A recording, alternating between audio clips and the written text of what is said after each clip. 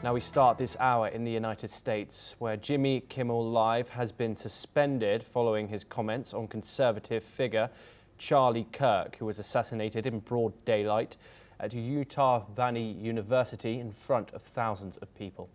Earlier today, there were reports of the studio in Los Angeles wrapping up.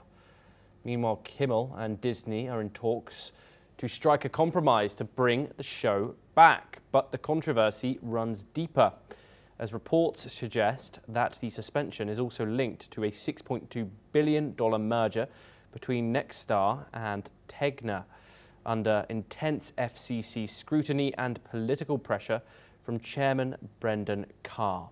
If approved, the merger would create one of the largest local networks in US history, controlling 265 stations in 44 US states and reaching 80% of households, so far exceeding the FCC's 39% ownership cap. Meanwhile, Disney, which owns ABC and produces Jimmy Kimmel Live, is also under pressure as it negotiates an ESPN deal with the NFL. Earlier, ABC News had to pay Donald Trump $15 million towards his presidential library to settle a defamation case over comments made by anchor George Stefano. We're now joined by Mark Sutherland, and he's a geopolitical commentator, and he joins us live from London to discuss this ongoing situation in the United States a little bit deeper. Mark, thank you very much for joining us. This debate now has been going on for the last few days, ever since the assassination of Charlie Kirk. Free speech has been at the centre of this entire situation.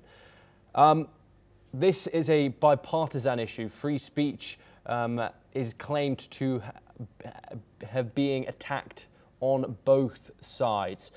What are your thoughts on Jimmy Kimmel being taken off the air for these comments, first of all?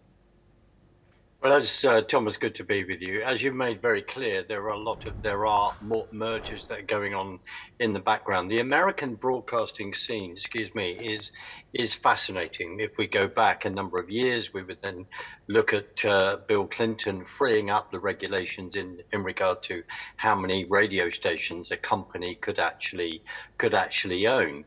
There was always a concern when it appears that more and more conglomerates are then buying up more and more of the broadcasting outlets, and then the concern is, they will then be pushing a particular agenda. A number of years ago, without sounding like Mr. Conspiracy Theorist, because it's out there, there was an incredible sort of video on YouTube where it showed many TV stations in America appearing, frankly, to say exactly the same. Now, the other thing that you can say without being cynical, because we have seen it in regard to on the Democrat side, is that they would then start crying wolf now, because frankly, they have been pushing this constant propaganda, one could argue, through the broadcast networks in America for many years. And that's why in America there's a huge uptake in independent media and people doing podcasts and all the rest. Mr. Kimmel, personally, if you ask my personal opinion, should have just stopped at saying where he offered condolences to understandably to Erica Kirk and her children and extended family, and should have stayed there.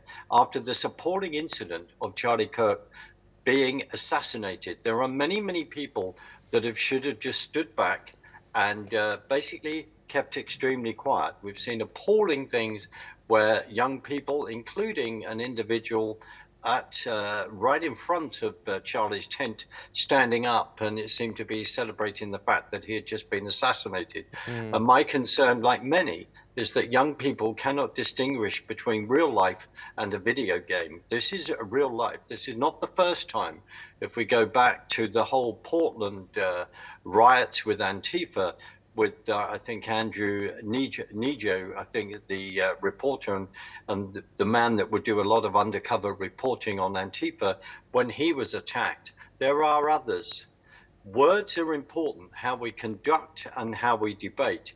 And also within the American society, people have started voting with their finger. They've been getting rid of stop watching certain programs, stop watching certain output because they don't agree with things that are said. Now, of course, the late night Saturday shows, whether that was Colbert, etc., would always be pushing the button. They would always be pushing pushing those boundaries. But people start to vote with their feet, and viewers, I think, are also expressing an opinion.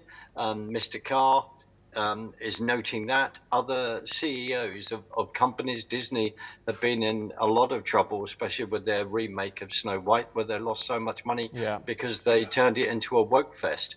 There's a lot to discuss here, Thomas. There's lots of lots of layers that are coming in, Thomas.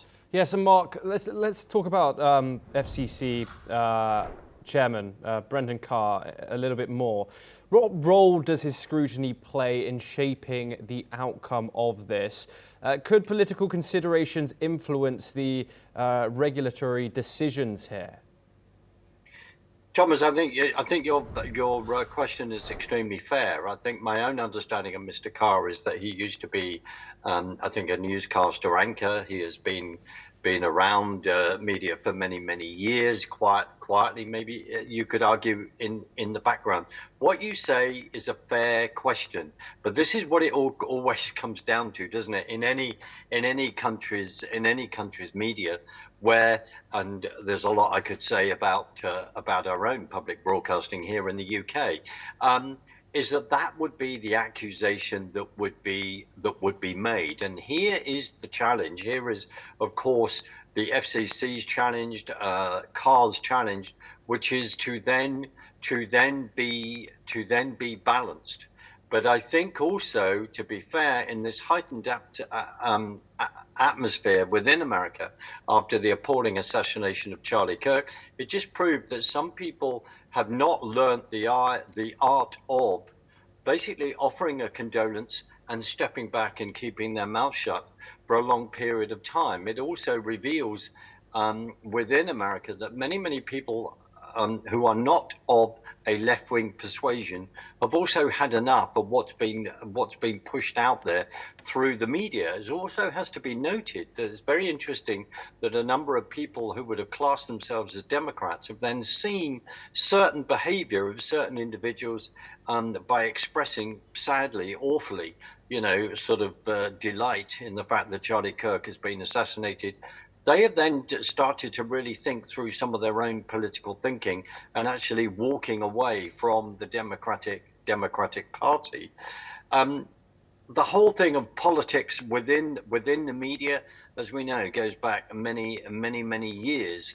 But you are right, as in this will be the accusation against Carr.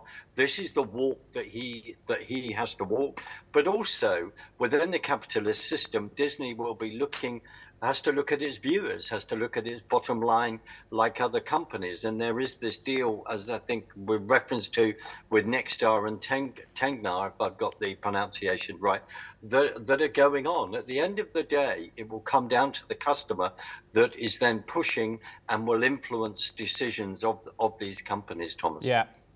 Okay, Mark, do stay with us. We have news next from Europe, where according